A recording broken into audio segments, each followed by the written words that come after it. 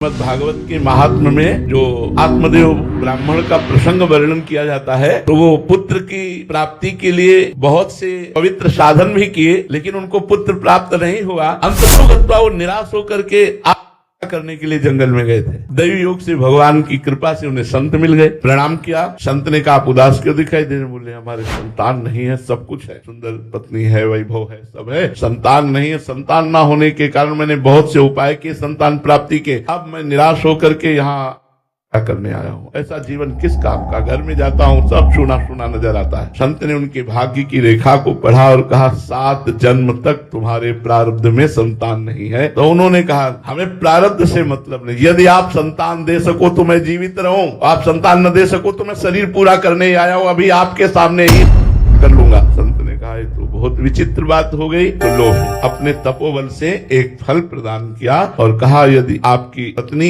ये फल पा लेंगी तो बड़ा सुशील सद्गुण संपन्न भगवान का प्रिय भक्त प्रकट होगा। बड़े प्रसन्न हुए। देखो प्रारब्ध का खेल। फल लेकर के आए और अपनी पत्नी धुंधली से कहा कि ये फल आप पा लीजिए। संत भगवान ने प्रदान किया, इससे पुत्र अवश्य होगा। वो थोड़ा विपरीत चिंतन करने वाली थी। उन्होंने सोचा, अभी मैं जितना खाती हूँ उतना नहीं खा पाऊंगी, क्योंकि पेट बढ़ जाएगा, फिर चलना फिरना मुश्किल होगा, और विविध प्रकार की विपरीत भावनाएं वो करके फल को रख दिया। इतने में उनकी बहन आ गई, और बहन भी उनसे कम नहीं थी विपरीत भावना सोचने में। उन्होंने दोनों ने सलाह किया और कहा, परीक्षा के लिए ये फल गाय को पवा देता। देखो प्रारब्ध ने कैसा मारा झटका कि सिद्ध महापुरुष के द्वारा दिए हुए फल को गाय को खवा दिया। और बहन ने कहा, मैं गर्भवती हूँ, आप गर्भवती का नाटक कीजिए, जब हमारे संतान होगी मैं आपको पहुंचा दूंगी, आप अपने पति से हमें धन दिला दीजिएगा, बात बन जाएगी। तो गाय से गोकर्ण जी प्रकट हुए और उनकी बहन से जो पुत्र लिया धुंधली ने, तो अपने नाम के अनुसार धंधकारी रखा, जो महान पातकी और दुष्ट आचरण वाला, जिसके लिए श्रीमद् भागवत का श्रवण गोकर्ण जी ने कराकर और उसे मुक्त किया। तो इस प्रसंग से पता चलता है कि संत भगवान ने तो प्रारब्ध बदलने की पूरी चेष्टा की, लेकिन क्या बदला? क्या प्रारब्ध ज्यों का त्यों रहा। धुंधली का गर्भ में कोई भी संतान नहीं आई, और वो फल गाय को नहीं तो अगर पा लेती तो पक्का संतान होती, क्योंकि वो संत के द्वारा दिया हुआ फल